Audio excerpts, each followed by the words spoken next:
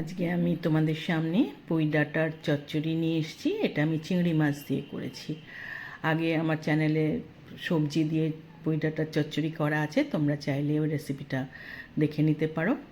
এই চিংড়ি মাছ দিয়ে করার জন্য এই চচ্চড়িটার স্বাদ কিন্তু দ্বিগুণ বেড়ে গেছে। এক থালা ভাত মনে হয় এই চচ্চড়ি দিয়েই খাওয়া হয়ে যাবে, এত সুন্দর টেস্ট হয়। তো আমি এই চচ্চড়িটাতে আর আমি কিছু সবজিও ইউজ করেছি। তোমরা এইভাবে যদি একবার করে দেখো, গরম ভাতের সাথে খেতে খুব ভালো লাগে। তো চলো শুরু করা যাক। প্রথমেই পুঁই ডাঁটাগুলোকে আমি কেটে ধুয়ে বেছে নিয়েছি, পাতাগুলোকে কেটে নিয়েছি, ডাঁটা আলাদা করে রেখেছি। সবজির মধ্যে আলু, কুমড়ো, ঝিঙে আর পটল নিয়েছি, কেটে রেখেছি।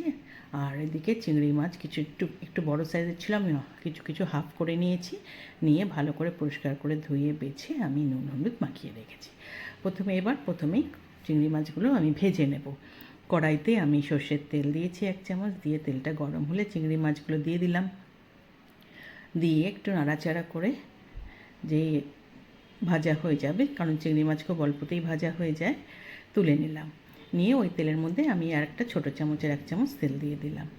দিয়ে এইবার তেলটা গরম হলে এর মধ্যে আমি ফোড়ন দেব। আমি 5 ফোড়ন দিলাম, একটা শুকনো লঙ্কাকে হাফ করে দিলাম, একটা তেজপাতাকে হাফ করে দিলাম। ফোড়নটা একটু ভাজা হলে আমি একটা মিডিয়াম সাইজের পেঁয়াজ কুচিয়ে রেখেছিলাম, সেটাকে দিয়ে দিলাম। সেটাকে দিয়েও ভালো করে বেশ সুন্দর করে একটু নাড়াচাড়া করে ভাজবো। পেঁয়াজটা একটু লালচে কালার হলে তার মধ্যে আমি 1 চামচ রসুন বাটা দিয়ে দেবো। রসুন বাটাটা দিয়েও পেঁয়াজের সঙ্গে ভালো করে মিশিয়ে নেব। নিয়ে এটাকেও একটু ভাজতে হবে, কাঁচা রসুনের গন্ধটা চলে যাবে। যেই চলে গেল, এবার আমি যে সবজিগুলো কেটে রেখেছিলাম সেগুলোকে দিয়ে দিলাম। দিয়ে পেঁয়াজ রসুনের সাথে ভালো করে কিছুক্ষণ ধরে মিশিয়ে আমি কিন্তু ভাজবো। বেশ সুন্দর মেশানো হয়ে গেলে এবার এর মধ্যে আমি সব গুঁড়ো মশলা দেব। আমি 1 চামচ জিরের গুঁড়ো, 1 চামচ ধনের গুঁড়ো, 1 চামচ মতো লঙ্কার গুঁড়ো আর হাফ চামচ হলুদ গুঁড়ো দেবো। হলুদ কিন্তু আমি যেহেতু নুন হলুদ আমি মাছেও মাখিয়ে রেখেছিলাম, সেই জন্য হলুদটা একটু বুঝে দেবে। দিয়ে দিলাম।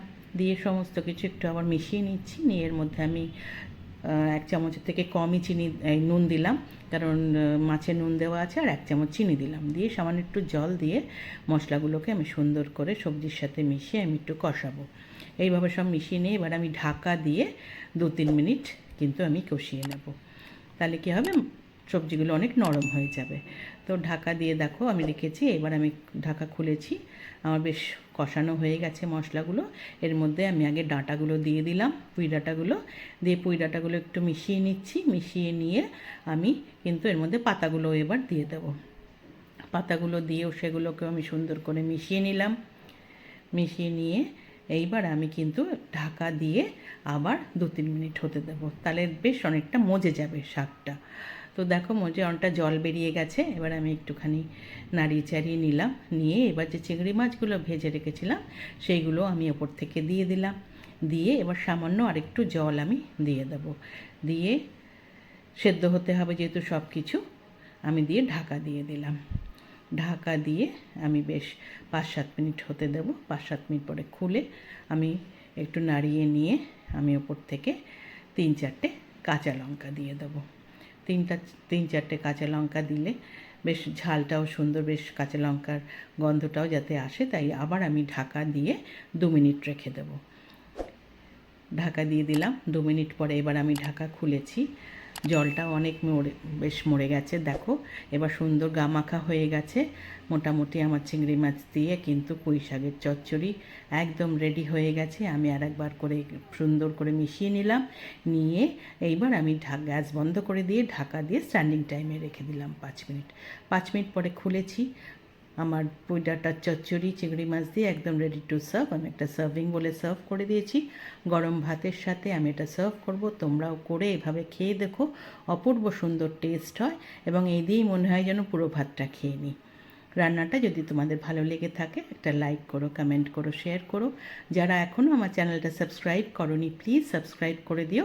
পাশে থাকা বেল আইকনটা প্রেস করবে, তাহলে আমার সমস্ত রান্নার নোটিফিকেশন তোমাদের কাছে পৌঁছে যাবে। আরও নতুন নতুন রান্না নিয়ে তোমাদের কাছে আসবো। আজ তাহলে চলি, তোমরা সবাই ভালো থেকো। টাটা।